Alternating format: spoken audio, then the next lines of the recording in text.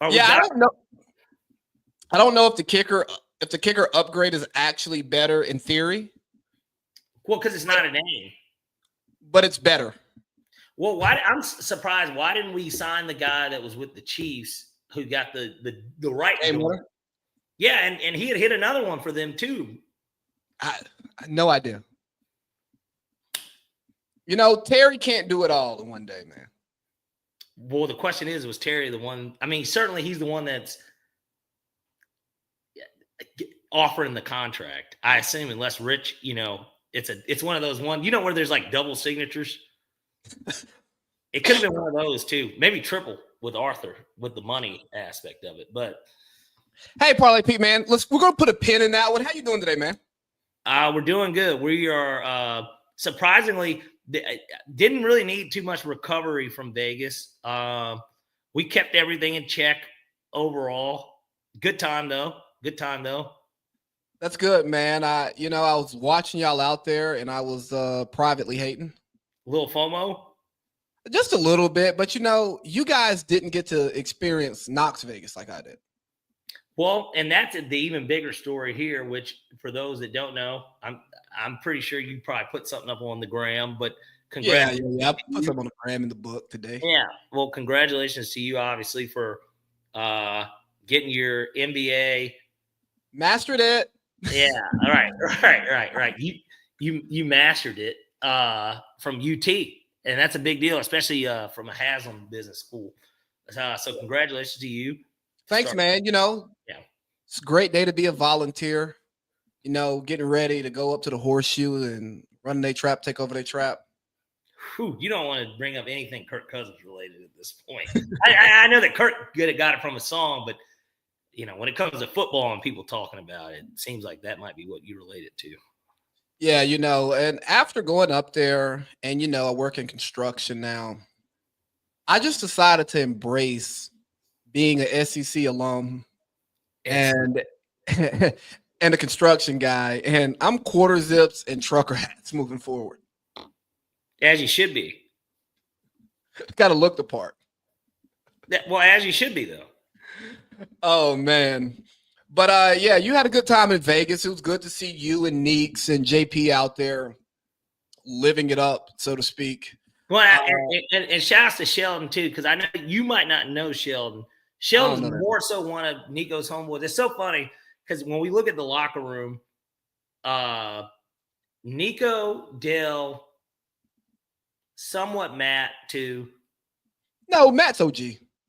He is, but I'm saying they've got because I've been friends with Matt like since freshman year. But bro, I've been cool with Matt since my sophomore year. That's what I'm saying. And but here's the thing: we were all cool with Nico, like Nico and Trap, because they were roommates. I always considered Nico and Trap more because they're San Diego guys. So I always thought that Trap was like his best friend, and that was why they roomed together. But they didn't go. It's not like they didn't go to high school together, but like they were friends in San Diego. Okay. And, but point being, Sheldon was also with us, but he's more a part of Nico's like immediate friend group. Like that Jared Malik circle, maybe? Yeah. Yes. It's that group. Like, he was one of his groomsmen. Like Josh was the only groomsman out of the locker room. Well, yeah, because Nico really became locker room once he joined the Navy. Yeah, in flight school, not in college. Like we didn't hang out with he joined the Navy late, like sophomore year. That's what I'm saying. Like he wasn't even a part of the initial group of Navy people. That's why even people like Willie Reese, which is where these connections get weird. Willie Reese is like Taurus's best friend from Morehouse. So I knew Willie before I even got to Morehouse. I knew Willie. And I knew Willie. Yeah, that's what I'm saying. Because Willie was in the Navy. Yeah, that's what I'm saying. He was in the Navy. He still is. I don't know if he got out of the ROTC or whatever. But he's still in the Navy and like he's living overseas. He's married now himself. He does contracting and stuff like the government contract. Like, so Willie's doing pretty well. Man, shout out to Willie Reese, man. But man, Whitewater's finest. I always wonder why that nigga didn't play at Morehouse either. I'm like, Willie, you're like 6'7", and his dad's like 6'9", and was a coach at Georgia Tech with Paul Hewitt. He was one of his assistant coaches. So Willie can hoop. Willie played at Whitewater. I mean, I know he was like a star because I mean that's what him and Tars used to do. They used to hoop. Yeah. I'm trying to think. Have I ever? I think Parlay Pete. Pete, you know what people are here for. Yes. You know what people are here for. Yeah, we can save our personal conversations for private. We're getting ready to run the. Nah, we're not doing that. No, but that is what we did. That's exactly what we did on Monday. I don't even want to play the other one for you guys, but we are here to do what Falcons do, and that's rise up. And that's what the Falcons have done this week. After a dud of a showing, although we got the victory on Monday Night Football that Parlay Pete was in the house for, Rod gave us some great news last night right before bed and let us know that Michael Penix is taking over for Kirk Cousins as the quarterback for the Atlanta Falcons. And before we dive into this, we also need to note that Younghoe Koo was put on the IR. We signed a new kicker.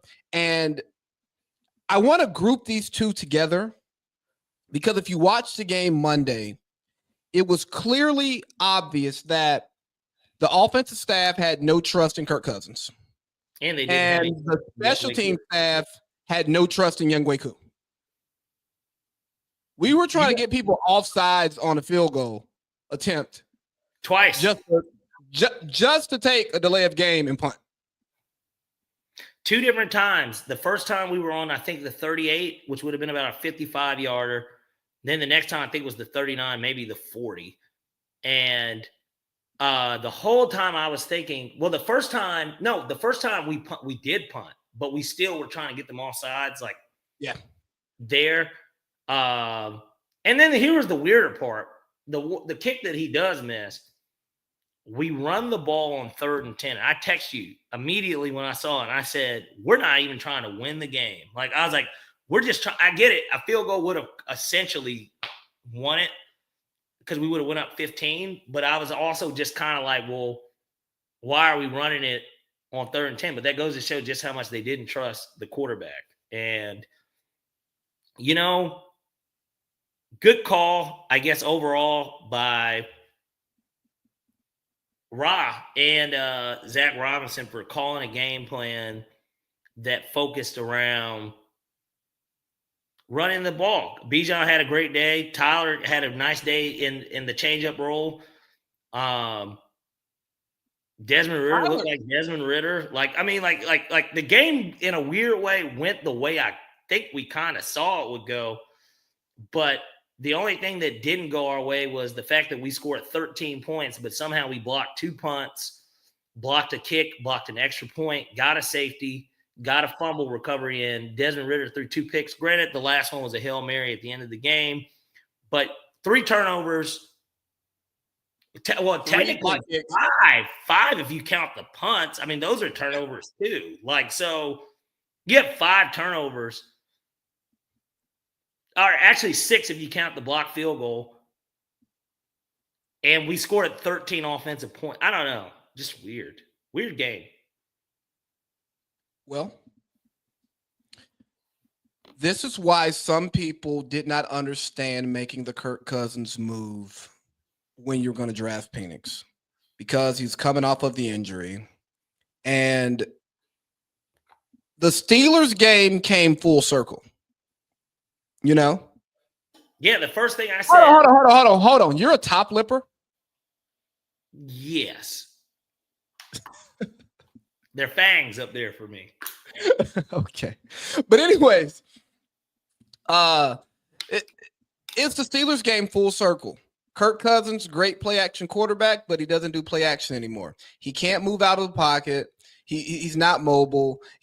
And now he can't drive the ball, and that's exactly what the game looked like. That's how you only scored 13 points against a Mason Crosby-less Raiders team. Yeah, and that's why you have to move off of Kirk Cousins, because if we're being honest, 2 of the most important people on your team is your quarterback and your kicker. If you have faith in your quarterback and your kicker, a la the Kansas City Chiefs, right? They have faith in Patrick Mahomes and Harrison Butker. Great guy, by the way. Georgia boy. Of Georgia Tech. He understands it, okay? What? Georgia High School. I mean, he went to I know. Yeah. One of them schools. Yeah, but Harrison Butker, he gets it, okay? He knows the roles and the responsibilities and of what he brings to a team. You know, Josh Allen and Tyler Bass. You know, back in the day, Peyton and Vinatieri, or Peyton and Vanderjack. Well, Vanderjack, they lost faith in him and got Vinatieri. Well, that's why Peyton was talking about our idiot kicker got liquored up. This nigga, he's like, here I am at my third Pro Bowl, and you guys are asking me about my idiot kicker. He's like, he is still a teammate. Peyton was kind of talking reckless for a guy that threw 17 interceptions that year. Peyton hadn't won shit either at the time. Like, it wasn't like he hadn't been to an AFC championship, nothing. Not too much on Rocky Top. Not too much on Rocky Top. He was a stats guy. That jersey is all over that city. Well, he's the greatest. Certainly, I can't. Maybe CP3, but like I can't think of a greater sports alum out of Tennessee than Peyton. Who's a better sport alum? And no offense, I know Pat Summit did a lot of damage with CP3 and many of the other gals, but Peyton Manning sold the most merch, most tickets, most hype. And I know T. Martin won the Natty, right? But you know, ain't nobody checking for T. But anyways, your quarterback and your kicker are two of the most important players on your team. If you can rely on your quarterback, you can rely on your kicker, you can win games. Yes. But once you show that you don't trust your quarterback and you don't trust your kicker, you have to bench them. Because if their confidence is already shot, which Kirk's confidence, I don't know if Kirk's confidence was shot, but his abilities weren't showing. Cool's confidence shot. Yes. So once you as the coach are no longer showing that you're confident in them, which is what Monday's game showed, they can't play anymore. Yeah. They can't. Like, you cannot be, especially a kicker, thinking that if I like coach doesn't believe in me. Like, I don't know if you've ever done it, but I know I experienced it in my like athletic career at times, being a fringe starter. And a lot of times, if you're a fringe starter, you're so worried about messing up that you don't make plays. Dyson Daniels, it's funny because that was also going on in Vegas, of course, this past weekend. I'm sure we'll touch on that a little, the NBA Cup. But Dyson Daniels, they interviewed him, and he said that was one of the things that he feared about being on the Pelicans, was that if I shot the ball and I missed, that there was a chance that I got sat down. But no, literally, that was me 11th grade. I was a starter, start the year. You know, we're coming off of a state championship, but there's a lot of turnover. But I'm one of the top JV guys that comes to the varsity team. Mm-hmm. And I also knew that the competition, my buddy Jake, that's also another good thing in a weird way about competition, because even for me, if I didn't get the opportunity, I know who was getting it after me, but we had such a great relationship to where I felt like I could play a little easier, because even if I did mess up, like, I have to play my game. Yeah. And if I just miss, I miss. I mean, it is what it is. I'll try not to take bad shots or something, but like, I also trust the person behind me because I go against him and I'm friends with him and I want him to succeed too. But in the case, like you're saying with them, I don't know what Michael Penix and Kirk's relationship's like. And Young Oiku technically doesn't have competition. No. But when your confidence is shot and it's like everything now becomes, let me not just naturally go through what my progressions, my reads, whatever it is, what I normally do, how I warm up, how everything goes. And now it's more about, boy, I better not miss, or I better not make a bad pass or something like that. It'll give you the yips or something. Yeah, no, like, bro. Yeah. I'm telling you as a guy, and my 3 seasons in high school, playing my 3 high school football seasons, I was a fringe starter for like 2 of them. And bro, I played so uptight. Like my best football game, I didn't play uptight because I got subbed in because somebody got hurt. So I was playing with house money. Right. But then like other games, bro, you're just playing so uptight because he's back from injury. Well, I'm still in the lineup, but I know one bad drive, I'm done.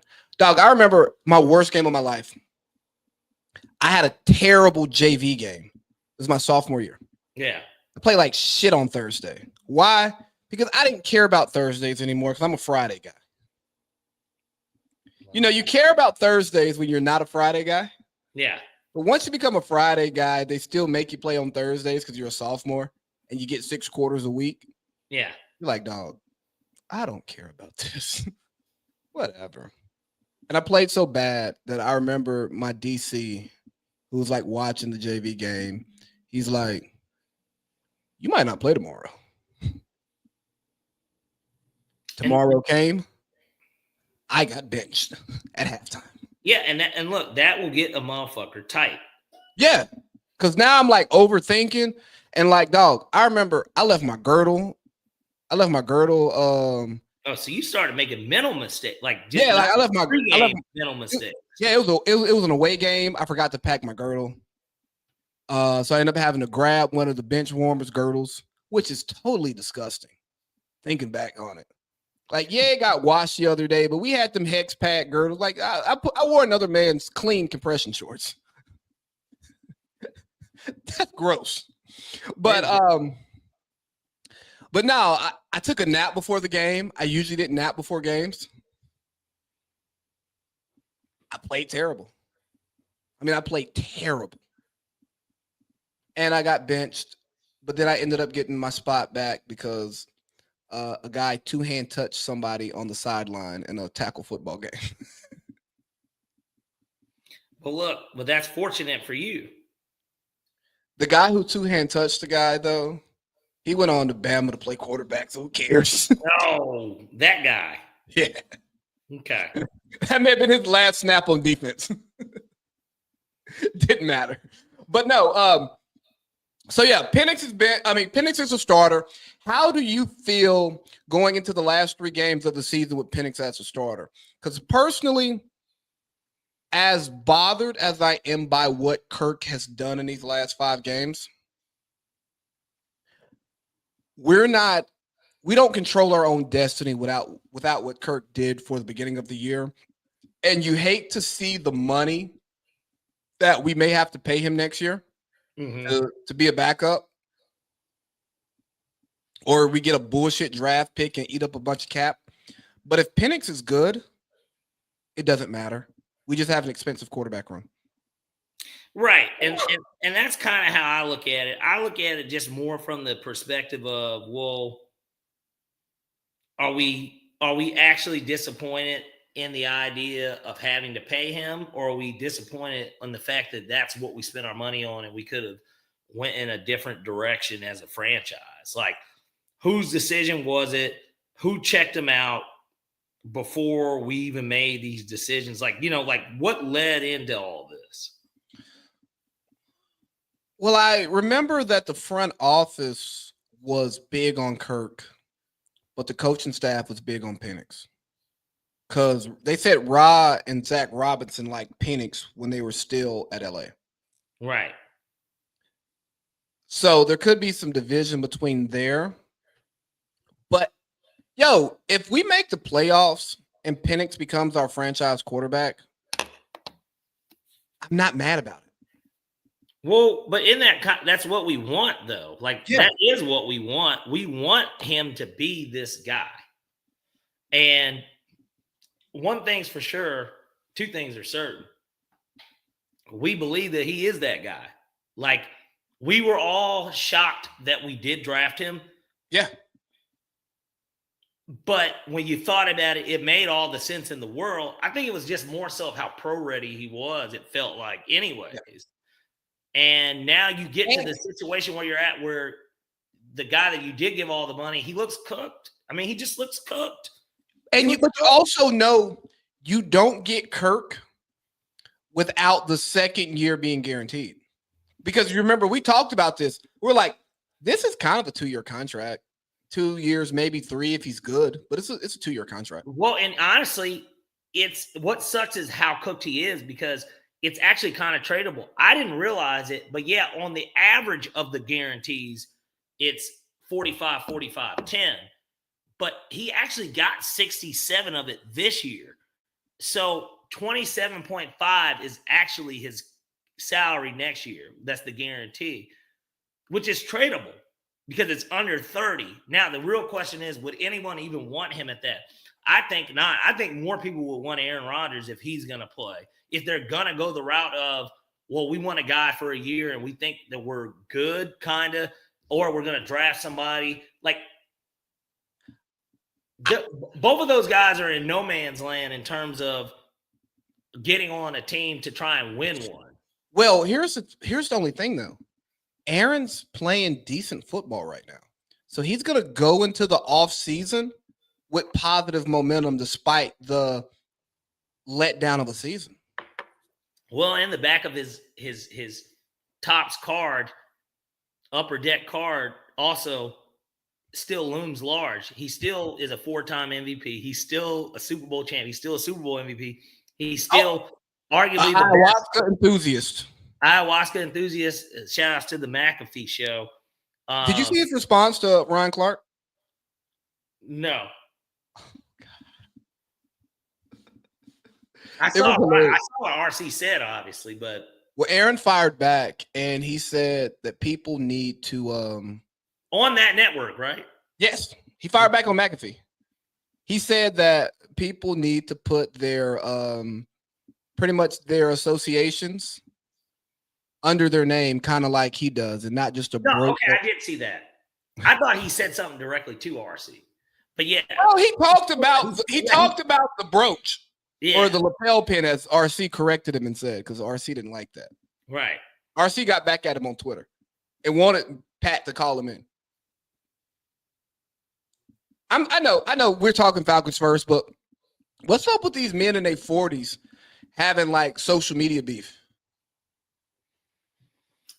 Especially former pro athletes. And, Aaron Rodgers, he can end the conversation.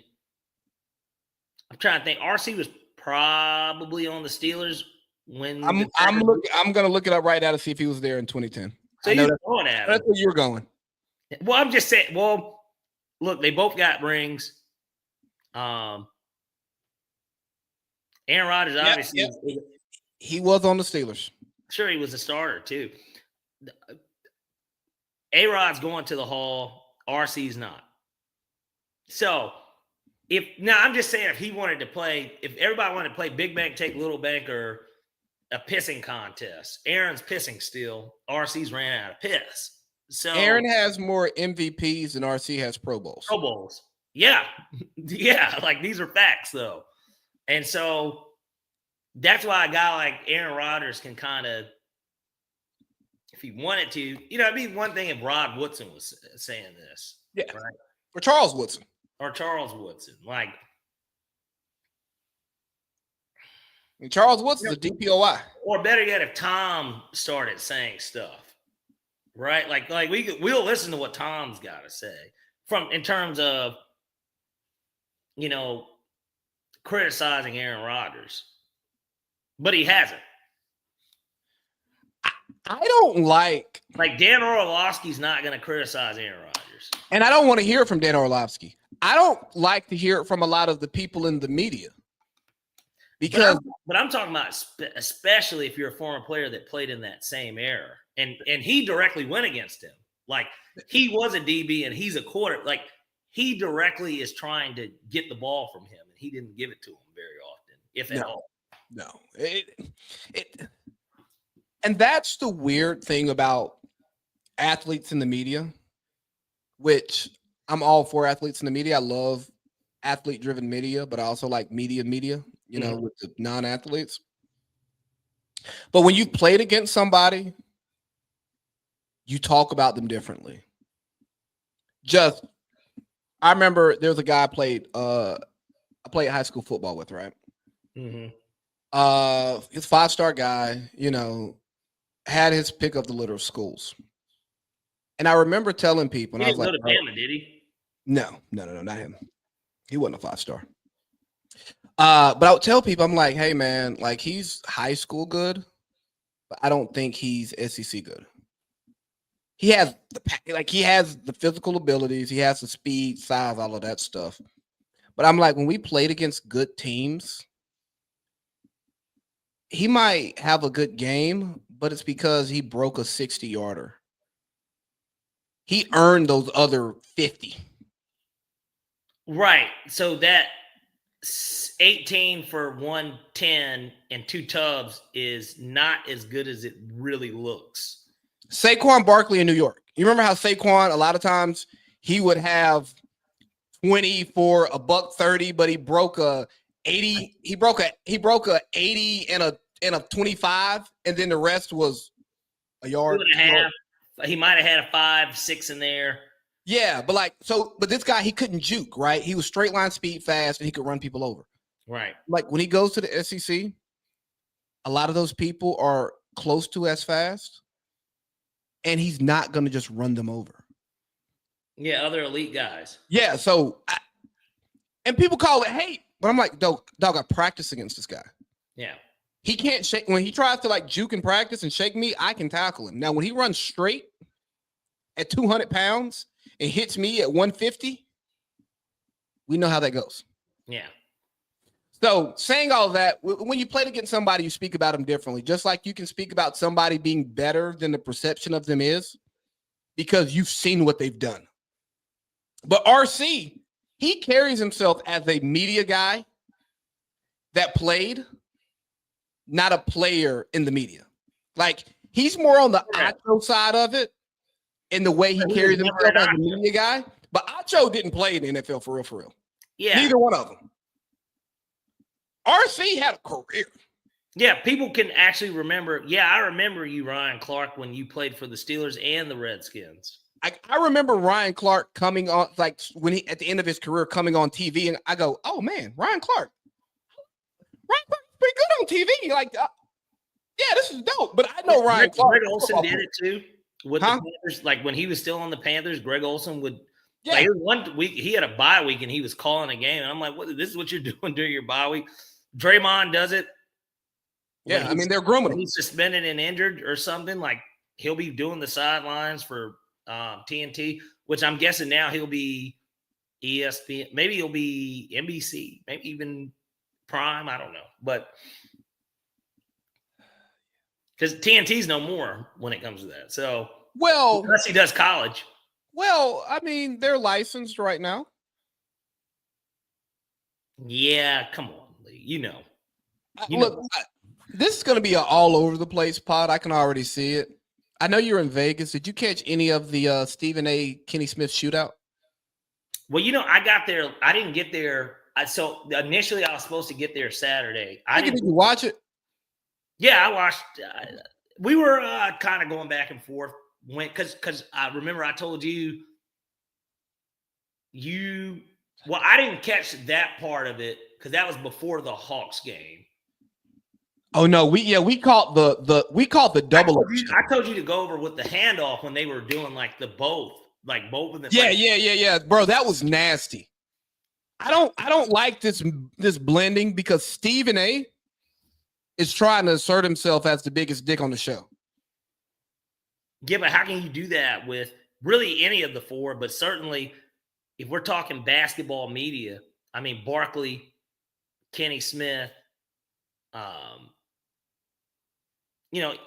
Shaq is whatever, but Ernie, Ernie's been doing it longer than anyone. Yeah. And Ernie is literally the face of TNT basketball. Like he has been, even though Barkley, obviously everybody loves hearing Charles talk because Charles is so unfiltered, but that's what he was as a player. He doesn't, and look, people forget.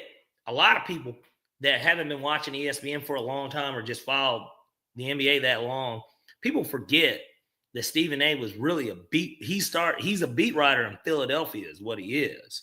Yeah. He was the Sixers guy. Then he got national. right? Lost it. Gets on ESPN. He's on Cold Pizza, which turns the First Take.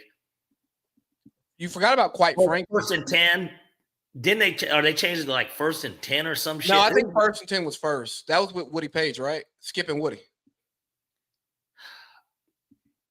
Yeah, but I'm trying to think. Was Stephen A. ever a part of First and 10? Then I think Stephen A. was Cold Pizza, and then they finally ran it back with First Take. It wasn't Levy. Who else was on Cold Pizza with them? It was a white guy, younger white dude. You don't see him on ESPN anymore. I forgot. You're talking about the host, right? Yes. Well, I have Google. Yeah, you know who I'm talking about, though. He was like a younger white guy. Yeah. It's not Levy, though. It wasn't Levy. Jay Crawford. Yes. There you go. But I just hope Steve is not allowed to taint the greatest NBA show we have. He will. And you know he will. Do you think Steve is good at TV? Like for your consumption, not for dumb people who don't really know sports. Which is the majority of people who like watch Stephen A. Smith. Dumb people. No, because I'm not a big fan of banter. And that's really what he is. He's a lot of these guys changed from that, though. Because, like, even we talked about Bill Simmons. Bill, to me, is arguably, I would argue, when it came to reading his articles, like when I was in middle school and stuff, I thought he was the best. Grantland, I thought was revolutionary. And Bill's good at other things, too. Like the Vince McMahon doc, 30 for 30. Like, Bill's got his hands in on a lot of stuff I still enjoy as an adult. And I can still listen to Simmons' podcast, but he's out of touch, too, in certain things. Like, there's certain things I don't want to hear him talk about. He was cooked. I was listening to Simmons today at work, and he was talking about the NBA and the problems with the NBA and the problems with the league. Like the viewership. And he went through the history of the viewership going up and down and how it's a regular thing. And he talked about all the different reasons why. And I go, this is why I listen to Bill Simmons. This is why Bill Simmons was allowed to be on Countdown at one point in time. Like, this is the guy. Drafts. Yeah. You know, not the guy who goes, is this Boston Celtics team the greatest Celtics team of all time? Like not that guy. You know, is Joe Mazzulla the best coach under 37 in history? You know, like, no. So Bill, he comes in and out. And I feel that way about Shannon Sharp now. I don't really want to hear. He wants to be the next fucking Oprah, though. Like, I can see exactly what his vision is. Well, I like Shannon in clips now, but I don't listen to Nightcap every day. But you realize, though, that, like, for him, he looks at it as that, to me, I would think the way, especially because of who he interviews on his own podcast, he wants to be like an Oprah or even like a Steve Harvey, like how Steve had his show. He wants to be like the daytime, how the Steve Harvey show is. They want to call it like Montel, like they want to call that shit Shannon on ABC. At 4:30 p.m. I mean, him in that role for the most part is pretty good. I'm saying though, but that's why even from his sports side now, it's different because he's going for the clicks too. But which is why him and Stephen A, it's a perfect fit because it's just like, well, I dueled Skip just like you did.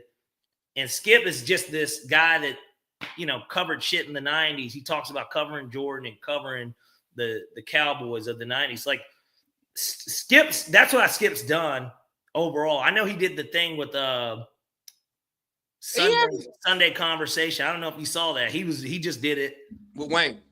Yeah. I saw a clip or two.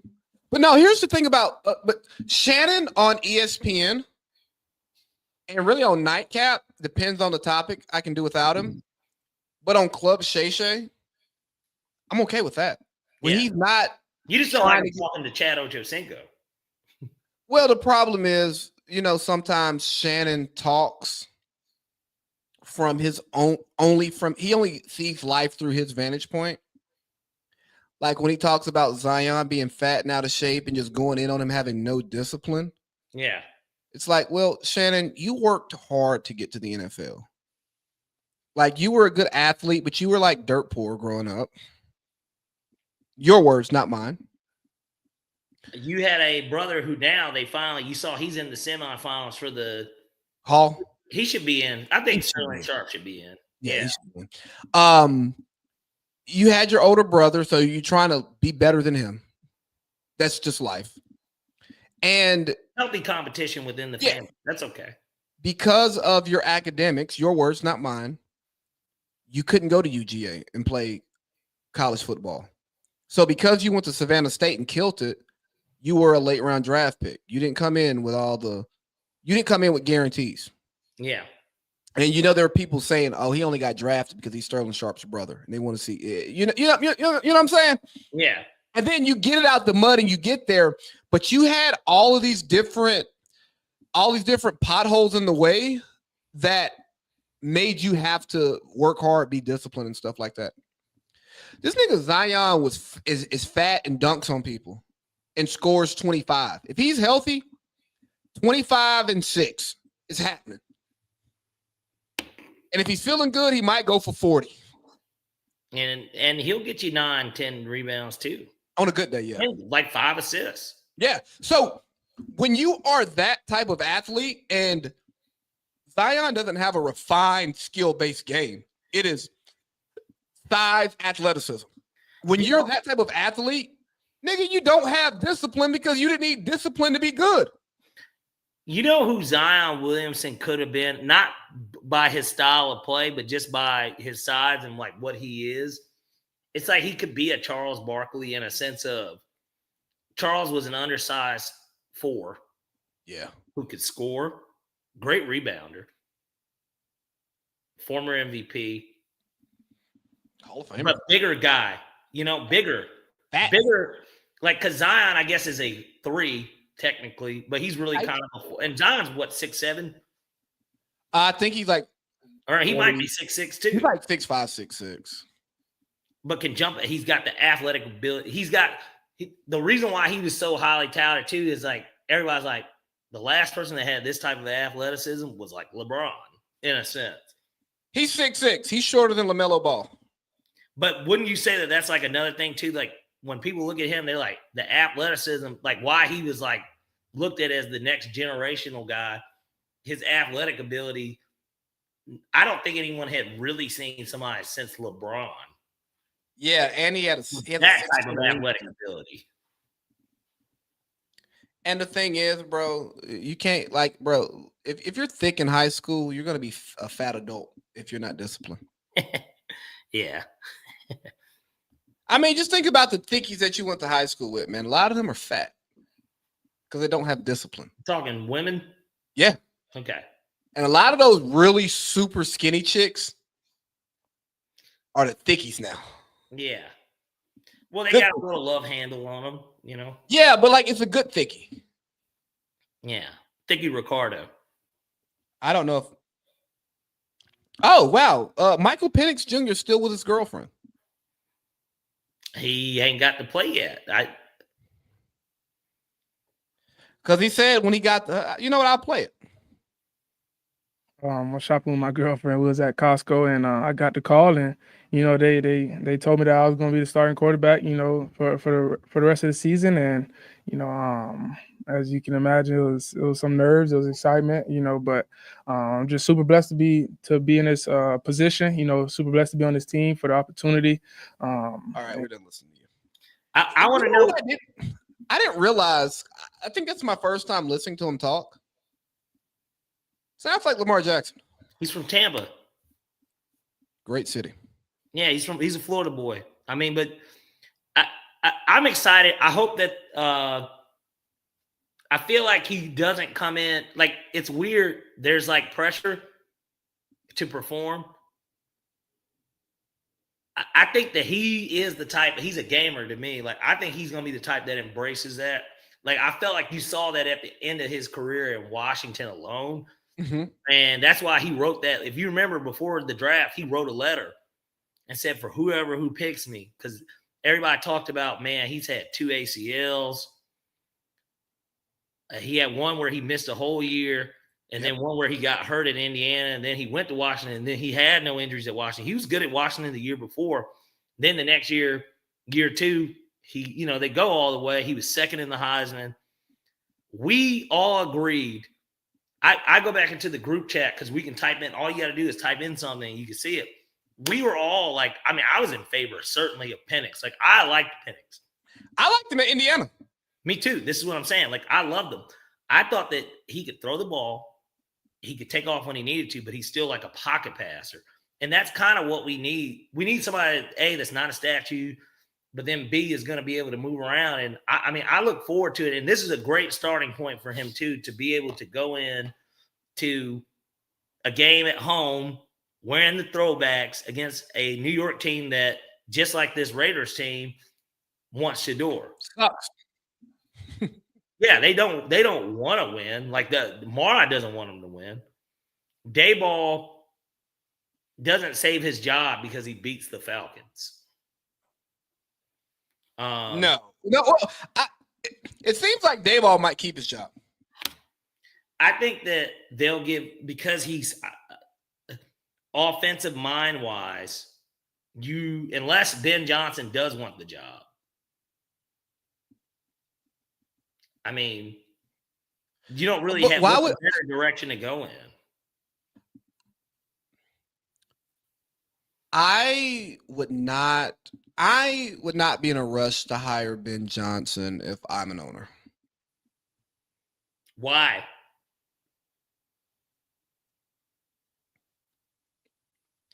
I've watched him with a good roster, with a good culture, win. But I don't know what his ability is to create a culture, to run a team. And I'm not saying he's going to be a bad head coach. He may be a great one.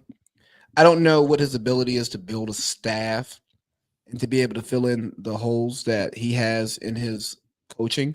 Mm-hmm. And when you see Dan Campbell make some of them boneheaded calls, going for it on like 4th down when you're on 25. Yeah. Even when Ben Johnson calls up a great play and it works, is Ben in the headset saying, Dan, fucking punt the ball? Like, that's the stuff that I want to know, because I don't coach though. I know that, but I want to know. I'm curious, and we'll never know this, what his stance is on some of the wild stuff that Dan Campbell does that leaves almost everybody watching the game flummoxed. Like, what the fuck? Well, and the question is he the one still, even though Dan's saying we're going for it, is Dan the one telling him we're going to do this on this play? You need to pick from these type of plays. Right. Like, how much control does he have over the balls he called? Right. Is he saying, hey, look here, Dan, here's the play I would call in this situation, but if it were up to me, I'd punt it or I'd kick the field goal. Like, right. That's the stuff you're talking about I want to know. Control structure of these moments. Right. Because I look at LaFleur, right? We know Matt LaFleur is a good fucking football coach. Yes. No questions asked. But we also know, because he's in Green Bay, Matt LaFleur does not have to create the culture for that franchise. Yes, that's an established culture that he came into. Yes. Your job is Steelers. He brings his own attitude, right, but the culture itself was already set before he got there. Just like anybody who coaches the Eagles. Or the Yankees in baseball. Yeah, the culture is there. Same thing with the Braves. Yes. The way that franchise is ran and how they want the team to look, that's just the way the Braves have always been. Ted Turner, owner or not, like, that's what the Braves have been since the 90s. Exactly. So the Giants don't have a culture. And it's crazy because Coughlin felt like in a weird way he had established one. Then he left. I know. Well, they kicked him and Eli out at basically at damn near the same time. I mean, they hired Jim Tomsula. I'm sorry. That's 49. That's 49. That's 49. I'm sorry. What's my man's name with the big menu? McAdoo. Yeah, and then they did Joe Judge. Like, I mean, so what is Joe Judge doing these days? Is he on the UNC staff? He's got to be. That's a good question. Let's just type in his name in. I'm looking him up right now. Oh, he's at Ole Miss. He's a senior analyst at Ole Miss. Okay, so he's still 42. He's got a lot of time. He's been there. So he went back to New England with Bill. Once Bill was gone, he went to Ole Miss. Imagine being an NFL head coach and then 3 years later you're an analyst for a second tier or third tier SEC program. Yeah. And here's the even weirder part. He went to Mississippi State, and that's a bad program right now, and just a little surprised he wouldn't want to go back there because certainly they would want his opinion, right? Let's see. I wonder, as a senior analyst, what is he actually doing? Like, he's a special teams assistant under Saban. Yeah. So, I know, but is he honing his skills to become a better offensive or defensive coach? He's headed to UNC. Yeah. I would bet my top dollar he that he will be on Bill's staff with Lombardi there too. Come on.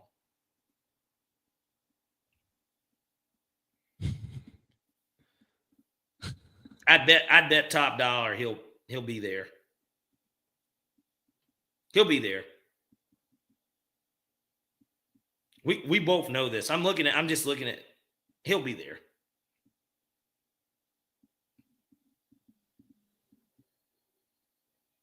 I agree, man. We're all the way off the rails.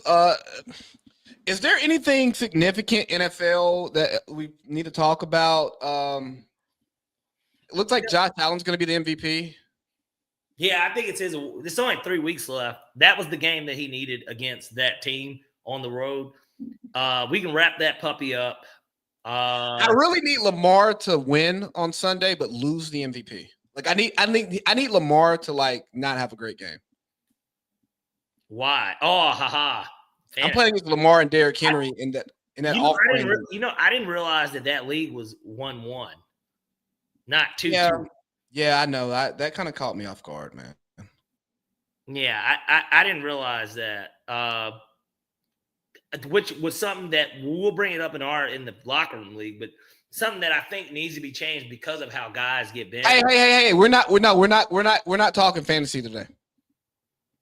No league fantasy, no locker room fantasy today. Well, I punched my ticket. I'm in the championship. Well, sure. I'm not losing by 54 to Dell next week. So yeah. Yeah, he got 21 points out of the Falcons defense. Hey, anyways, Josh Allen MVP. 19 points out of the Bengals defense. Josh Allen MVP. How does that feel? I would say about time. Question for you. Answer. If Josh Allen or Lamar Jackson wins the Super Bowl this year, can they dethrone Patrick Mahomes as the best quarterback in the league? No. I'm not talking about from the media perspective because people will always look back at, No, the ball knower. His wins. Like how you and I can sit here today and say Lamar Jackson, Josh Allen. The answer is still no. Are playing better football than Patrick Mahomes has this year. This year, no doubt. But Matthew Stafford's probably played better than him without me looking at the stats. There's a lot of guys that have played better than Pat this year. But I don't think that he gets dethroned as the best player in the NFL. That the most feared guy is still 15. And it's not only because of what he's done and the rings he has, but even the season that Josh Allen's having with the rushing touchdown, he's got 12? 11, 12, something like that. Yeah, he's probably got 30. He'll end up maybe with 40 passing to go with it. And his arsenal of receiver is not necessarily ideal. which is why he'll win MVP, and they beat them head to head. That's the Chiefs' only loss this year. I don't think that that's enough. If let's say the Bills win and the Bills win the Super Bowl, remarkable because the Bills have never won a Super Bowl. I don't put him. He would have to absolutely kill in the playoffs and beat Mahomes en route. You know, and even then, people forget Mahomes' first year as a starter, 50 tubs, 5,000. Like he did that off rip. Yeah, here's my thing, man. I've been on this for multiple years, and I said I was going to just walk it back and never say it again. But I lie. Yeah, I'm a human being, so I lie. And dog,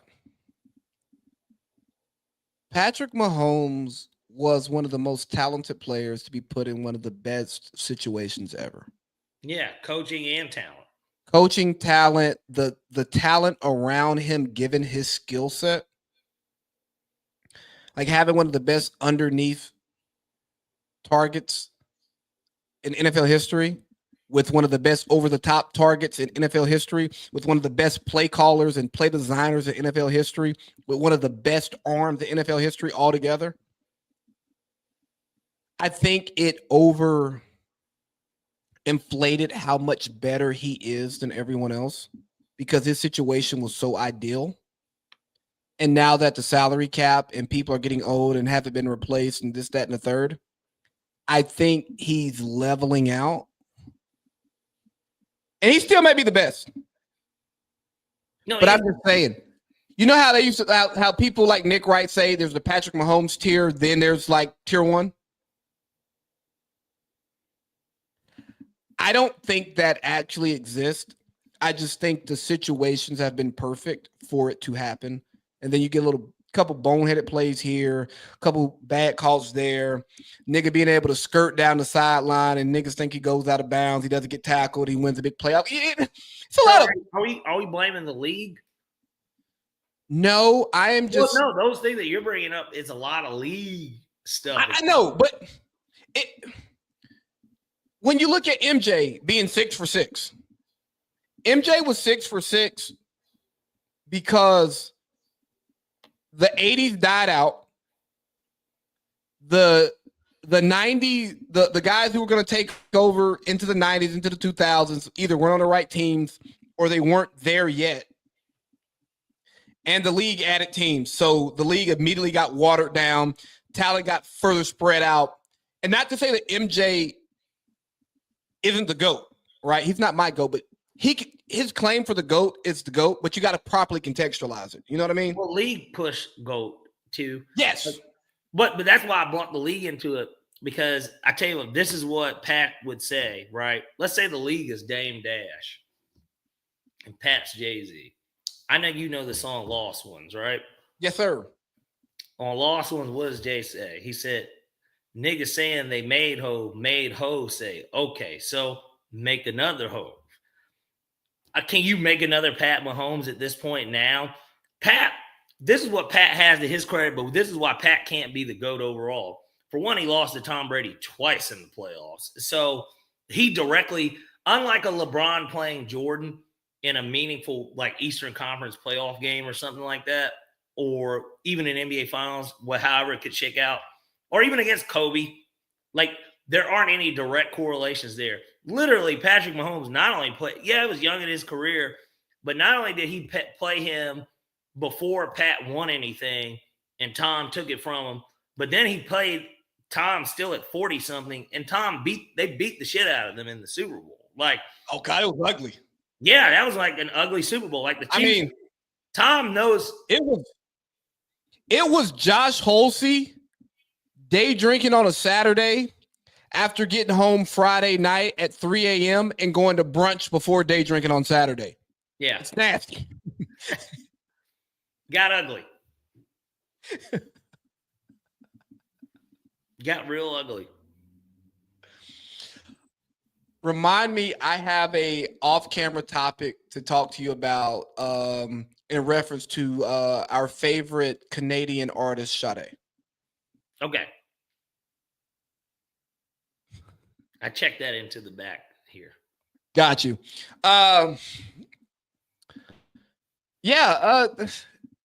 don't really care about anything else NFL this week. Totally, I mean, the Falcons, big Penix Energy is the really only important thing to me.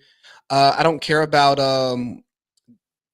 Derrick Henry cutting his locks off to get short braids. I don't really care about Micah Parsons saying that he'll take less to stay in Dallas, which, hold on, I actually do care about that. Micah said there's no real difference between 30 and 40 million. Okay.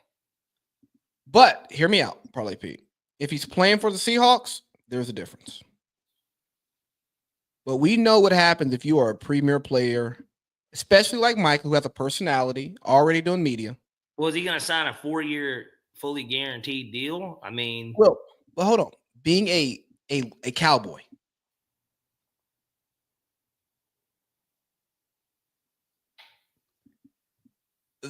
you may not make all that you could make during your career, but what does your post-career look like? Well, you got two examples. They call the primetime games for their respective networks, right? But Dez Bryant's also somebody you could look at. Well, what does Dez do? Now, granted, he was a wide receiver. I mean, Michael Irvin obviously has had plenty of opportunities. Dion is a former Cowboy. We see what that is for him. Daryl Moose Johnson called plenty of games for Fox for a long time. Witten had a chance. I was about to say Witten had his opportunity too. He did Monday night, right? It's Monday. He did Mondays. Yeah. But he had a 3-man. Well, yeah, he sucked. They had to. Emmett's won Dancing with the Stars. Emmett's not doing Dancing with the Stars. Yeah, and this platform called Procore that's used a lot in construction industry. If you go to the website, you're going to see Emmitt Smith promoting that brand. It's like a snake with a maybe Vera had something to do with it. You know what I mean? Yeah. So being a lifelong Cowboy, I mean, Michael Irvin, all the drama that's been around him, and he's still on TV. He's still on network TV. It does matter. So Micah possibly taking less because of the Cowboy bump. Dak has the Serta deal. There's just shit that happens if you're a lifelong. Oh yeah, well yes, sir. Or the Tempur-Pedic. It's just certain stuff that comes with being a Cowboy that you don't get as being a Cleveland Brown. So in that context, I can understand taking less. Why are you taking a shot at Myles Garrett like that? Huh? So why are you taking a shot at Myles Garrett like that? I wasn't even thinking about Myles Garrett. Oh, okay. That nigga went to A&M, bro. Ain't nobody checking. Ain't nobody checking. He played the same position, and you called out where he went. You called out who he plays for. I was just using a random city that people don't care about. Dog pound. Okay, let's talk some college ball. Well, go ahead, play the fight song. I know that's what's next, right? Are you going to add that to this repertoire that we got over here on the board? I might, because let me tell you what. At the end of graduation, sitting there in my robe, and that came on, we just had to sing it.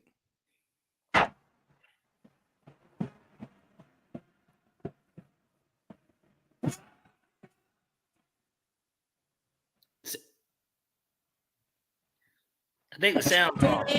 Oh, there we go. I missed my woo. Sorry. I could barely hear it anyways. It seemed like the sound kind of went off, but yeah. It's okay. It was a crowd singing. I didn't want to just play the instrumental. No. Gotta hear the crowd. Well, singing that shit. Kind of sounding like Tennessee. It always falls a little short when it comes to when it means the most. Hey, but that should be, since we are on college football, that should be the most entertaining game from the perspective of the SEC going against the Big Ten. Yep. And the idea, especially for Tennessee being a second-tier program in regards to the teams that are in it with them that are also SEC, along with one that's not in it. Many people have always placed them at the top of the second tier. And now they've got their opportunity, just like Penn State does, because they're kind of like little one and the same. But the difference is Josh Heupel is kind of getting that program back to what it was.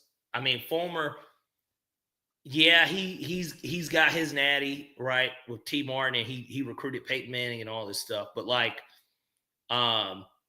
he was basically Mark Richt without that, right? Like that's kind of what Tennessee has been. Tennessee's, it wasn't Florida and it wasn't Bama of the last 25 years or the Bear Bryant era of Bama. Like it's always kind of just been, and that's what Georgia was for a long time. It was not, it was Bobby Bowden, Florida State. It was Penn State with oh my God, I'm blanking. Joe Pa. Yeah. One natty, good program. Yeah. One enough. Yeah. Like, if you were from that state, you wanted to go there and play. Yes. There was enough respect all the way around for the program. Not Norvell's Florida State. Bobby Bowden's Florida State. Well, now it's about to be Gus's Florida State because if the offense looks great, and let's say they do win those 9 games, Gus is setting himself up to get an SEC job. Well, Gus is an accomplished coach who's won some games. Well, you can say I did it with Cam. He may have, just maybe, won a championship or something here, Well, all he has to say is get me a Cam Newton and watch me do my work. Because Cam didn't play with any niggas that went to the draft. That team it was Cam Newton on offense at least. No, it was just Cam. It was Cam Newton. Cam Newton show. That's what I'm saying. That's why I think Cam Newton doesn't get enough credit for being one of the best college football players ever. Yeah, I get that he only did it 1 year. That's all I need. That's all I needed. But look who he did it with. When you look back at Cam Newton's stats as a Carolina Panther, well, not his stats, his rookie year, the way he started. Well, 4,000 yards, yeah. But like I'm talking about, just when you watch his highlight tape, bro, Cam was a monster. Yeah, he had a very good. It pretty much ended after the MVP. Like the MVP season was like the crescendo, but like he had a real nice 4 or 5 year run, bro. He had the career that Falcons fans think Michael Vick had. Yes. Okay. Yeah. That's honestly, Leaf, that's a hell of a fucking point. That I had to sit up at dinner. I went to Lowry's. Have you ever heard of Lowry's? Yes. Lowry's. So literally like Lowry's the seasoning. Uh-huh. They have a restaurant. They have one in Vegas. They got one in Beverly Hills. I wanted to go. We ended up going there. But I'm sitting there talking with the how much was your tab? Huh? How much was your tab? We didn't even go. So I'll talk about off camera why. We didn't really go hammer, but it was only $186. It wasn't that bad. For 3 people, it wasn't that bad. Oh, 3 for 186? Yeah. Put it this way. Me and JP's tab at John George, it was just us 2. By the way, we got no alcohol. Our tab was like $240. That's good eating. Oh. Some mashed potatoes. What do they call it? I mean, it's mac and cheese, but it's a certain kind of mac and cheese. I don't know. Just continue to alienate our audience who can't afford to spend over $100 on a meal. No, it's not about that. I'm here for it. Well, look, they give me free food. I had a $400 food and beverage credit. So, that got put. I mean, I know we went a little over budget, but it was worth it. That was my last meal. That was after the game, what we got. So, like, hell of a meal. But it's a truffle mac and cheese is what it is. They got the truffles. And, yeah. Oof, 20. You start talking about $24 side. JP got some mushrooms we shared. And then he got the Chilean sea bass. I didn't even get a steak. I got the short rib, the apple slawed, like short. Yeah. Chef's kiss. I mean, we're talking about $60 plates here, but butter, just butter. Make you always remember why you like going to Vegas. Nothing that you spoke about would be why most people like going to Vegas. You talked about a drinkless meal. But when you've been, man, I know what you were doing. Why? I know you. We already drank so much. Me and Nico played a game real quick. We played a game. So I said, for every Kirk Cousins turnover, I'll buy you a shot, double. For every Desmond Ridder turnover, you buy me a shot. Now, obviously, I ended up winning the turnover battle there because Desmond Shitter, he threw one there at the end to give me the edge. But yeah. Come on, dog. Yeah. It was one of those type of nights and days for the game. Who we got in the studio? My boy Josh. He pulling up to record the Village Vets after we get done here. But he's actually prompt because I told him that you and I will be done around 8:30, 9 o'clock. But you know how we do. So he's here. Yeah. Shit. Huh? Bro, you good. So yeah, college football. So we're talking college football, and somehow we got to talking about you eating $400 meals in Vegas. Hey, stop it. Does Clemson have a chance against Texas? They do have a chance. I love them on the points, and once we get to the picks, obviously now everybody knows that's going to be my pick. But I didn't even look. Let me see. Has that line changed? So the line I'm looking at is actually went up. 12. Yeah, I was going to say it's actually gone up. I'm going to take the points, but you got to jump. You got to jump on Clemson like it's new snatch. I'm going to take the points. I'm going to be honest with you. Really, none of these games. Maybe Notre Dame covers. Maybe. Penn State might. I don't think SMU's good. I don't trust Penn State enough. I mean, that's really what that is. It's not that I think SMU's all that good. I just don't think that Penn State's all that good. I mean, what do you really think of a James Franklin-led team in the situation of, hey, if we win, we get to play Boise State on a neutral field. We've got a really good chance of going to the Final Four. I don't think James Franklin has been in an important game against a team that bad in his career. Is SMU that bad, though? Like, I think so. But how good is Penn State? I guess is all I'm saying. Like, they played Oregon close, and we think Oregon's the best team in the country. Who thinks Oregon's the best team in the country? They're number one. They're undefeated. Well, they are, and they beat Ohio State, but so did Michigan. Like, I mean, so James Madison's beating Western Kentucky. Shout out to Western Kentucky. Go Hilltoppers. Yeah, but West Kent is another garbage. These are the factories that get the leftovers of guys that either on their third chance or somebody's got a DUI and multiple, like, it's something like that. That's who they get. And they're still getting them in Western Kentucky. They recruited me, so fuck you. No, well, fuck me then. I'm telling the truth about the program. Bobby Petrino was a coach there at one point. I mean, I played my last football game in 2009, so it hits the nail on the head. Yeah, and Bobby Petrino, look, that was Bobby trying to clean his image up. Like, look. Well, Heisman, how'd you feel? Just the award. We're just going to talk about the award. I'm glad that he won. I think that he was deserving. I think the Ashton Genty hype, everybody does have to put in perspective He did play in the Mountain West. Yes, they had a close game with Oregon, but so did Idaho, who got blown out by like South Dakota State in the FCS champion or playoffs.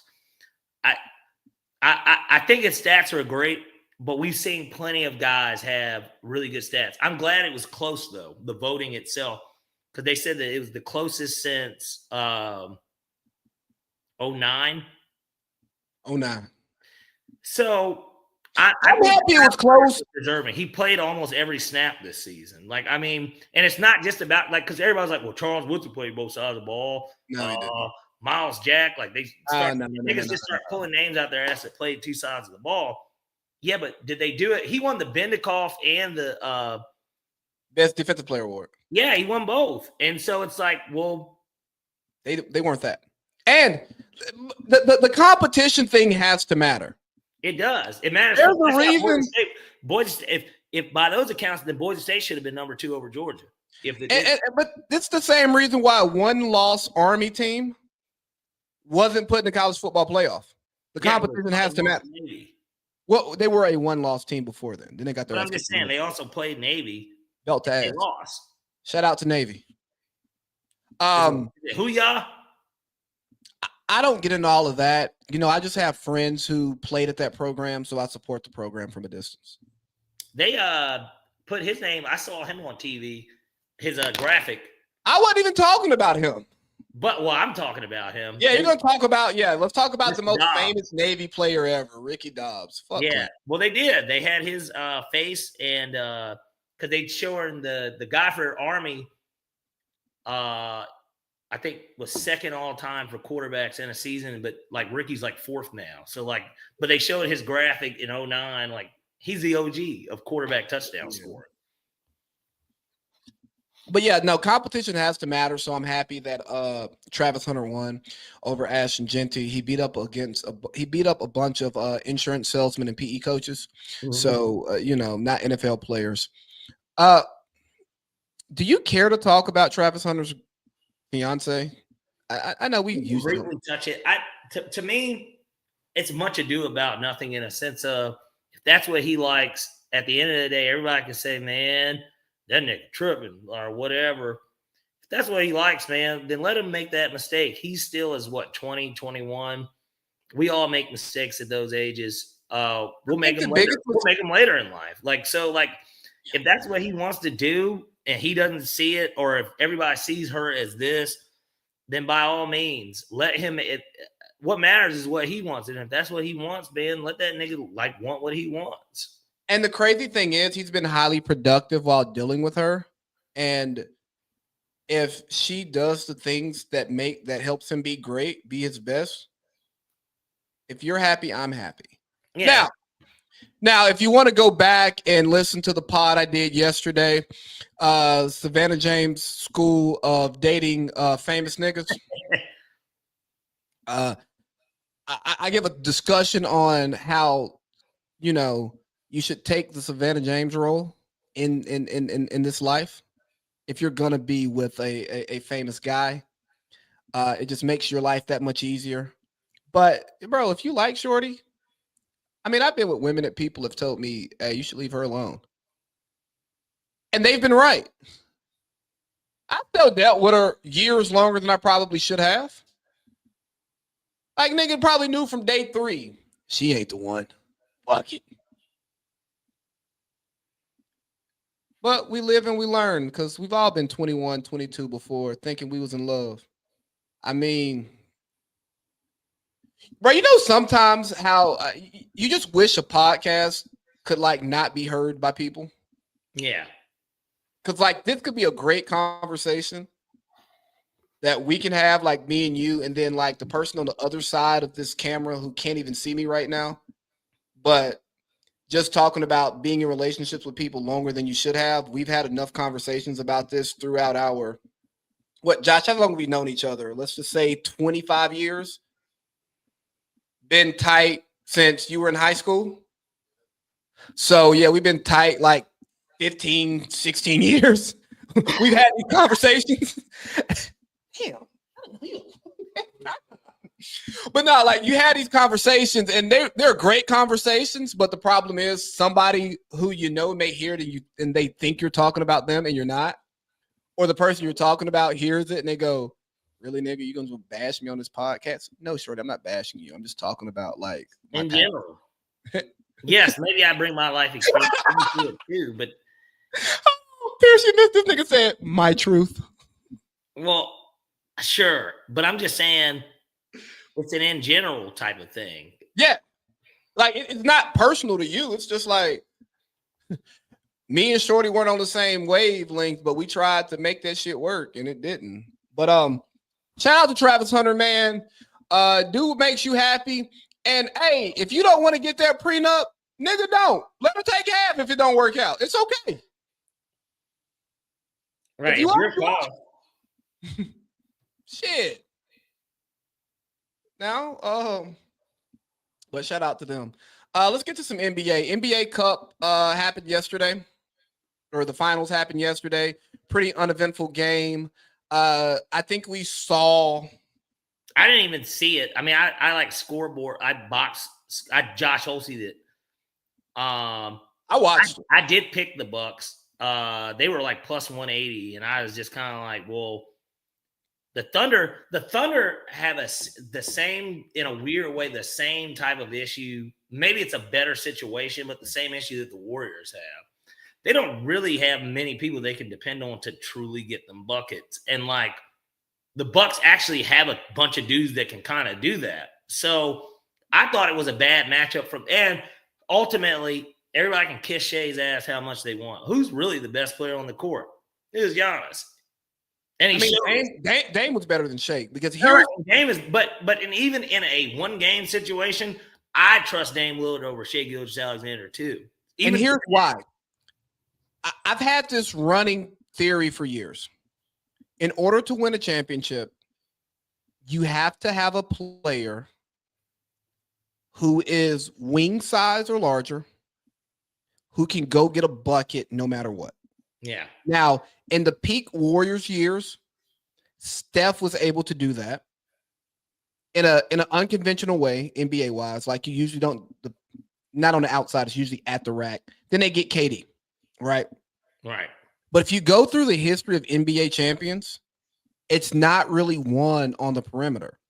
Correct. And if you get deeper into the history, outside of the 06 finals, it's usually not one at the free throw line either. Nope. Because they hold the whistle. Well, guess what?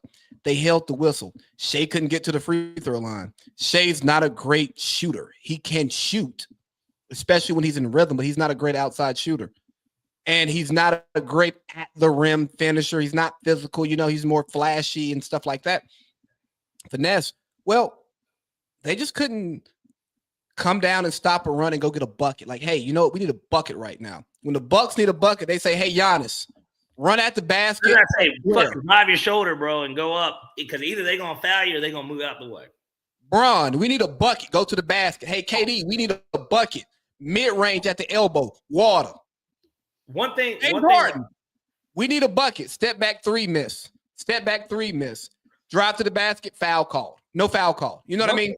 One thing that nobody talks about, too, about Giannis's game, I mean, he had a triple-double yesterday, but, like, if you look at his, like, just for the season stats, that's something he's actually added to his game this year. He's averaging, like, 6.5 assists a game. He's becoming a better playmaker. And it's because he knows that he commands that amount of attention. And if you got Dame Lillard, gosh, even a wide open Bobby Portis, Brook Lopez, or even a hurt Chris Middleton, they should be about 50% from three wide open. You know what I mean? Like that's and that nigga with Torian Prince is 50% from three, open or not. Right. Okay. Right. And I saw an AI generated photo of him and Darvin Ham. Oh. Well, because basically Torian Prince is the first player in NBA history to win $1 million off the NBA Cup, and obviously Darvin's won $1 million too. Neither of them have lost, and never lost. Yeah, never. They're 14-0 apparently, but they showed them basically at dinner together. Darvin had on a king's crown, And Torian was dressed up real nice, like it was date night, and they were both sharing a glass of wine and smiling at each other. Well, Darvin felt like he should have got an extension, not fired. I mean, what do you think of Darvin? Darvin's logic wasn't wrong based on his results. But because that's a team that is trying to win a championship despite Rob Pelinka's attempts to make them worse, I see why they fired him. Because the way he coached the team was not in alignment with LeBron, and it wasn't in alignment with AD. It wasn't in alignment with D'Lo. AJ in alignment with them? It wasn't in alignment with Austin Reeves either. There goes 4 of your starters. Then you probably shouldn't be the coach, you know? Sometimes you can be doing a good job, be like a great boss, but you have a toxic work environment and people hate coming to work. The production looks good. And I'm not saying he had a toxic work environment, but the production can be good and people could go, I don't know why they moved on from him on the outside end, but if you're actually in there, you know. But LeBron's the coach killer, so. How many coaches has LeBron had? I'm not going to count all of them because the nigga's been in the leagues since I was in fucking middle school. Yeah, that's true. What else we got here? NBA ratings are down, and rightfully so. Yeah. Well, it's a bad TV product. It is a bad TV product. Like, I don't want to watch bad players shoot threes. What was it? The Hornets combined for the most missed threes in like a game in NBA history. Who the fuck wants to watch that? It was like 75 in regulation. How crazy is that? 75 missed threes? How many of them were open threes? They were not all contested. Well, here's the problem. The nerds are saying shoot threes, shoot threes, shoot threes.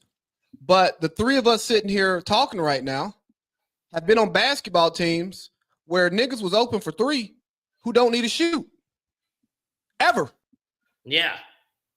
Don't make them guard you because they're not going to guard you even if you make it. Let me tell you, Lee, we were sitting at the book on Sunday. There was basketball on. There were quite a few NBA games, like what would have been the 5 to like 7 o'clock East Coast range. And I looked up one of them. I bet on like the Warriors game. And I looked up and Draymond Green had 19 points. And I said, this is how bad the Warriors really are. The fact that Draymond Green had 19 points, I didn't know whether to be disappointed in the defense or in the idea that the Warriors just don't have enough guys to shoot the ball. In the big year of 2024, Draymond Green should never approach that number, ever. Even if his paycheck says it should. He should never be close to making $1 million a point. Like in a game. Like, I mean, Draymond Green's a good basketball player. Okay.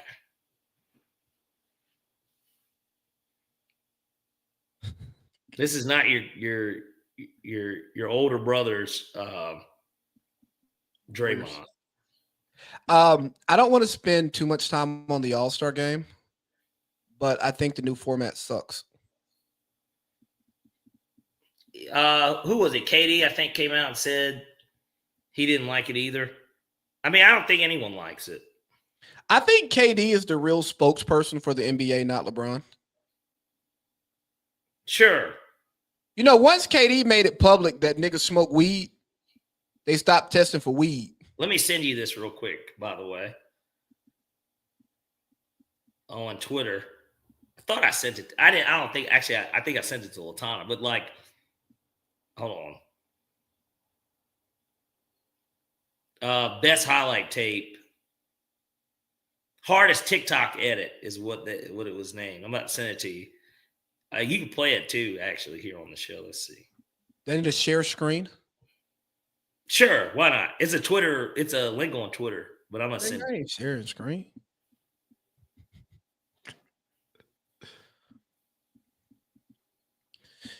Yeah. So While he's doing that, I'm going to sit here and try to fill the dead air while bantering about absolutely nothing. It's in my inbox now. Let's see what Shannon Sharp has to say.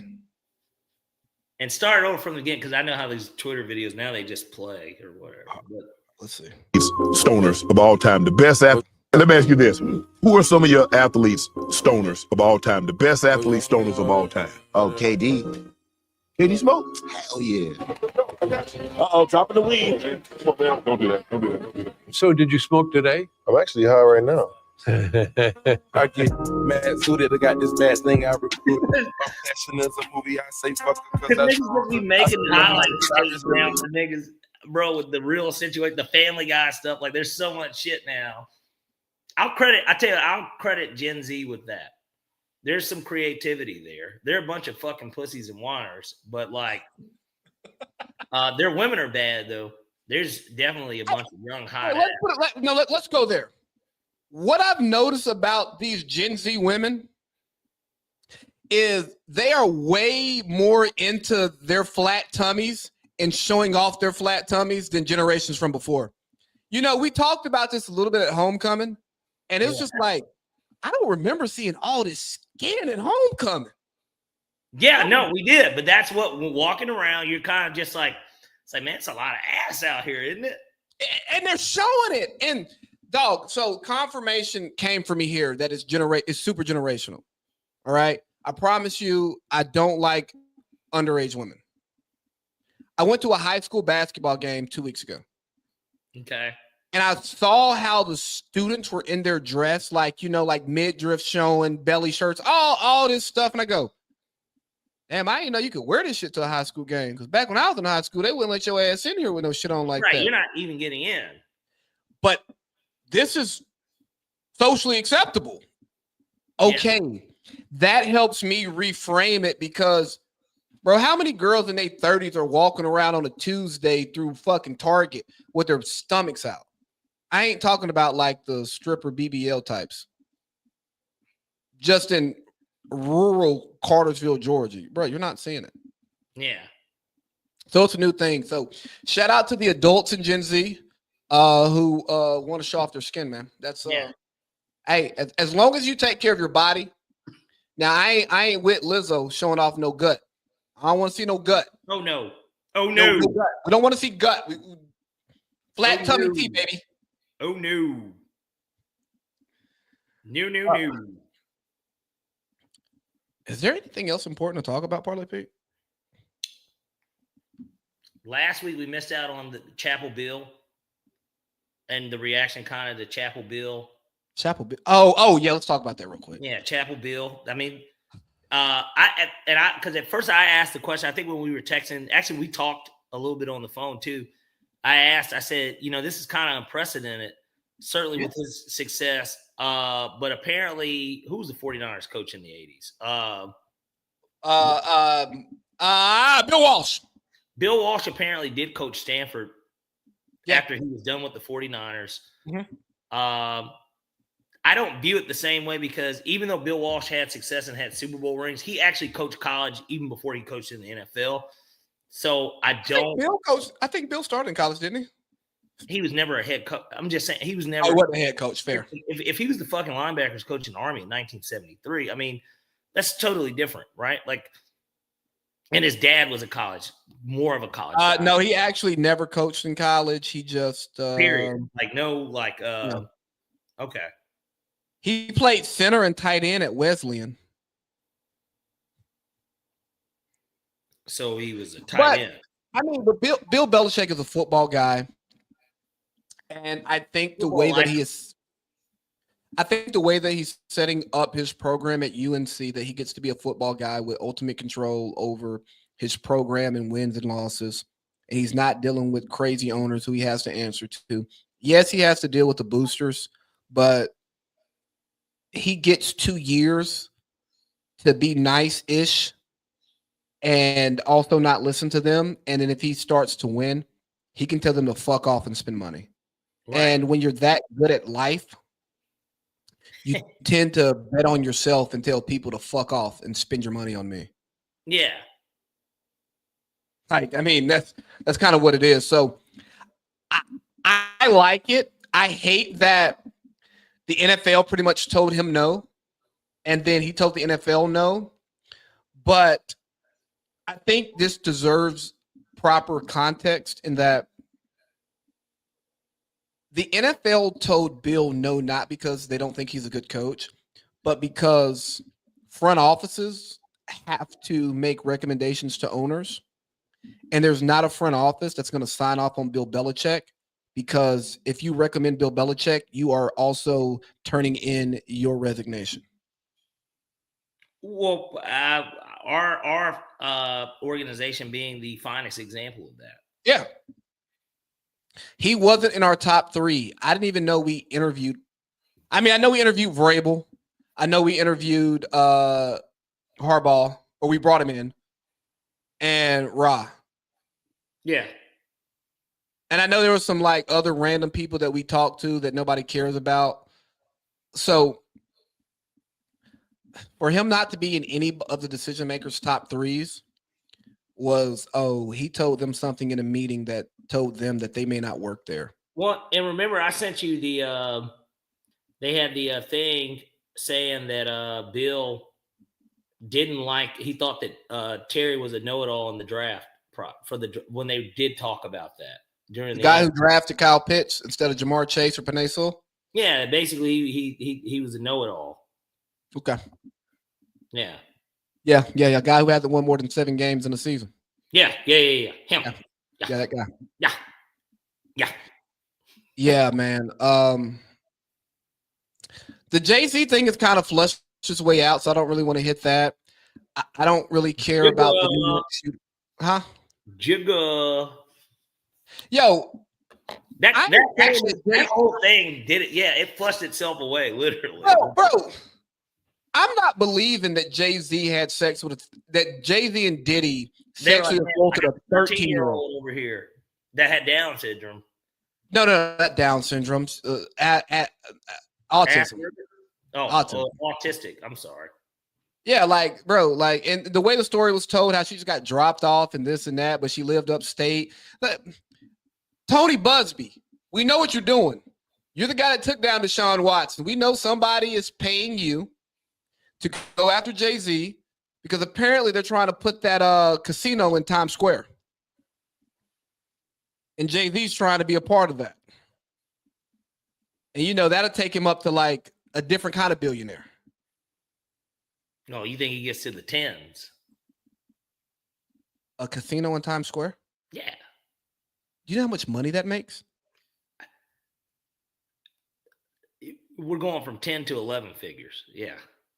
I mean, we're talking about him maybe being able to purchase an NFL team by himself. Yeah. Which is what he's trying to do. But hey, shout out to Roger for standing next to him. But I don't know. I don't really care. I don't care because Jay-Z's done making music regularly. So if he did something and we have to cancel him, I still got the hits. Yeah, and that won't change anything. That's why before we even got on air, we kicked off with a little I Believe I Can Fly. Great graduation song. Absolutely. And shout out to you. That was actually pretty dope. But yeah, R. Kelly still has the hits, and I'll tell you that I played R. Kelly after he was canceled, and it still worked. As it should. It still worked. You got the picks loaded up yet? I do. I'm trying to decide here now because I'm going to still make it a 6-pack, even though we've only got 4 games.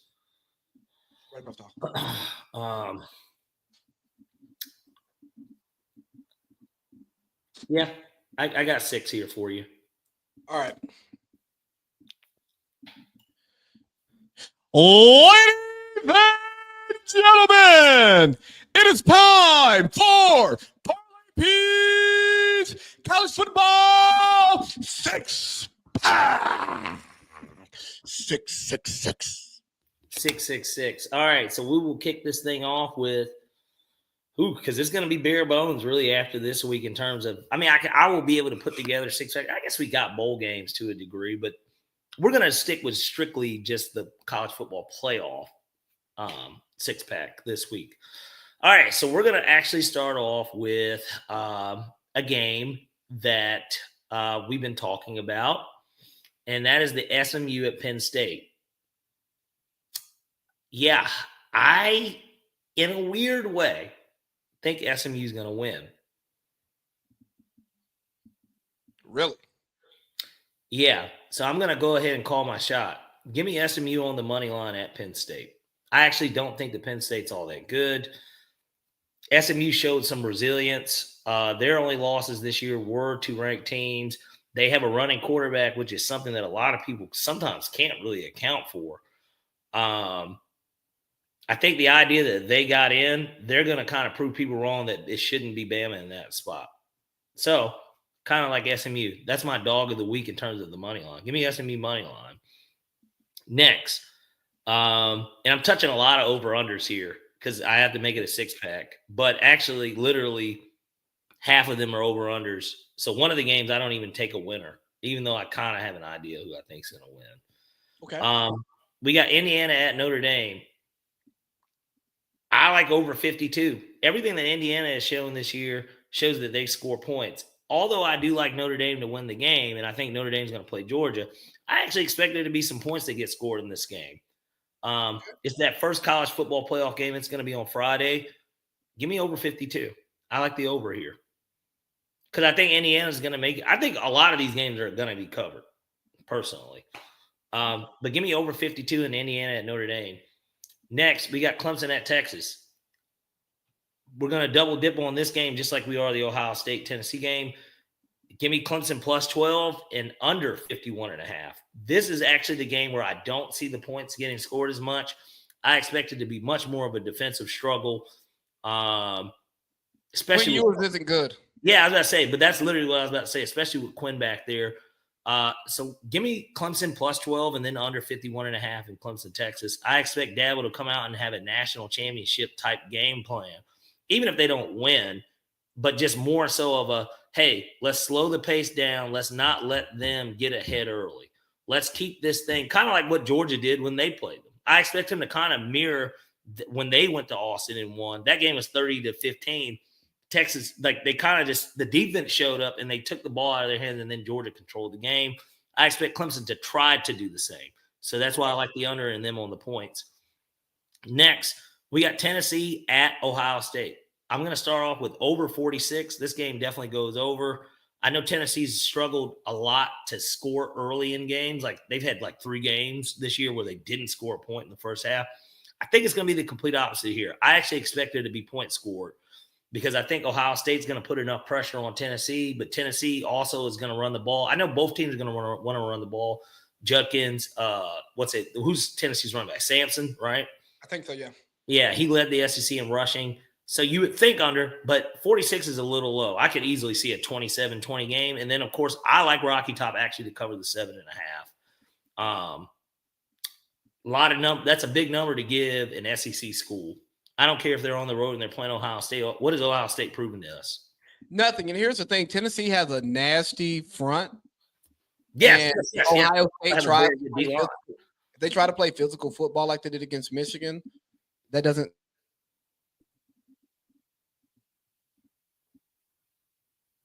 All right, next pick, nigga. No, that was it. That was all 6. Oh, shit. I'm putting all right. Hey, because I'm not doing the clip or because I'm lazy. I don't write them down. I just write down the ones that I like. So, hey, ladies and gentlemen, that's your college football 6-pack. 666. Brought to you by the AC Liam Parlay P podcast, because nobody sponsors this segment. Yes. Ladies and gentlemen, it is time for Parlay P's NFL 6-pack. 666. All righty, we got another steaming hot bag of some shit over here for everybody to eat on.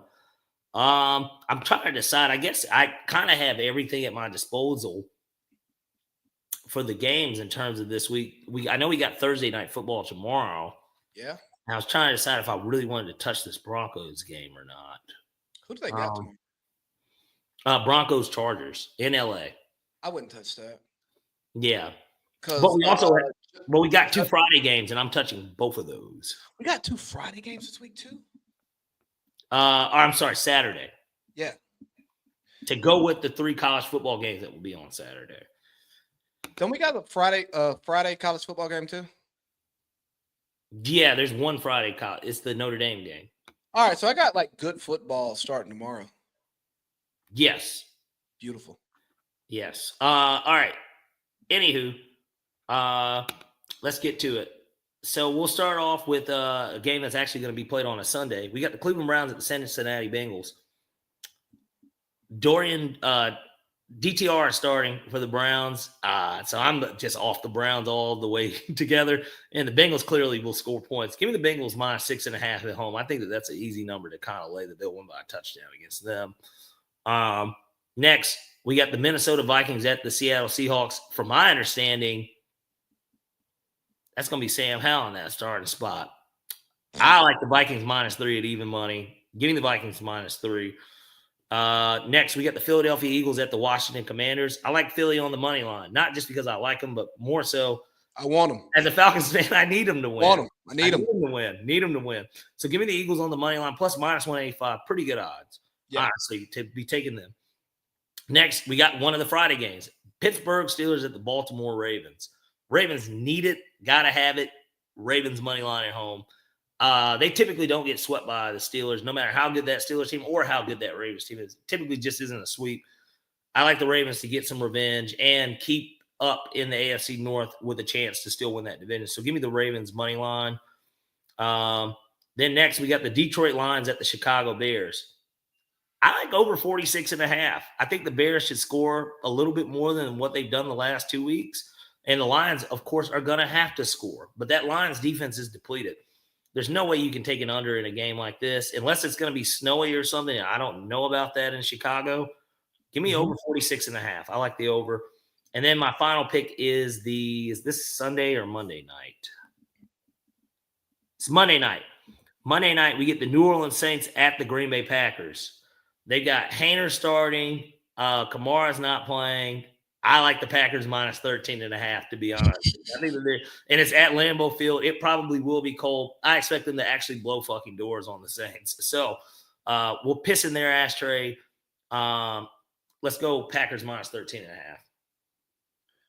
All right, bet. You like it? I love it. And when you love it, that means it's time for Leaves 3. Leaves 3. Leaves 3. All right, so for Leaves 3 this week, I'm actually going to go heavy on the college. Give me Clemson plus 12. Mm-hmm. Honestly, if Parlay Pete would have put Clemson money line out there, I may have would have just jumped on it because you were kind of hoping for that to be the dog. No. I wasn't hoping for it, but I would have taken it because I like Dabo versus Sark, and I don't trust Quinn Ewers. Got to go at Rocky Top plus 7.5. Now, okay. I would have taken that money line. Okay. I typed it in my phone as money line. Okay. You know what? Give me Rocky Top plus 7.5. And then lastly, Bengals minus 6.5 against a faceless, nameless team. Yeah, a team that's mailed in with the interim coach, and you got a playoff team that's playing with. They dominated the Seahawks. I don't know if you watched the Sunday night game. They dominated that game. I mean, that was disgusting. It was. I mean, we were sitting up watching it because we're like, it's still early, and we're just kind of like, we're getting ready to take a nap and stuff because it's like 5:00 when that game's on. And it started off so ugly. We were just like, all right, yeah, this is the nap time game. I kind of stayed up, but yeah, one of those ugly games. Yeah, they should absolutely cover against the Saints, like at home. And because it's 2 days before Christmas, I don't know if it's snowing or not, but it's gonna be cold. And dome team, interim coach, third string quarterback, backup running back, like no wide receivers to speak of. Like they should have. That's why the spread is so high. Like they should cover. Speaking of, how do you want to do next week? You don't know your dates yet, do you? Yeah. It depends on when I'm leaving. If Tuesday with Christmas Eve probably is going to be ideal. That's fine. That's fine. Yeah. All right. Yeah, we'll lean into Tuesday. I can record from home. Easy day. Yeah. All right, dog. Great show. Don't sign off yet. Yeah. No, yeah, we'll do this again next week. Salutations, good people. All right, y'all have a good one now.